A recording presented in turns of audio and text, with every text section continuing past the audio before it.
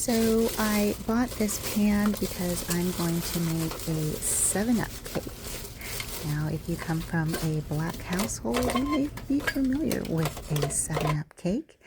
And watching this video may bring back some childhood memories.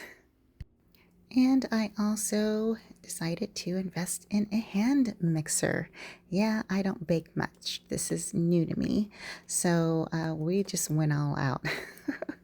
So this hand mixer was really cool and convenient. It came at a good price point, and it worked just fine for what I needed. It came with all these different attachments and was basically plug and play. Yes. Turn it on. Okay. And you turn it off before you lift it out. Okay. So everything turned out nice and creamy. I had no problems with the blender whatsoever.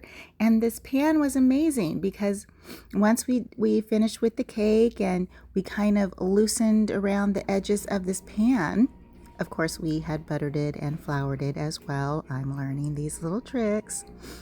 You just kind of pull it up from the top and you are ready for your first slice.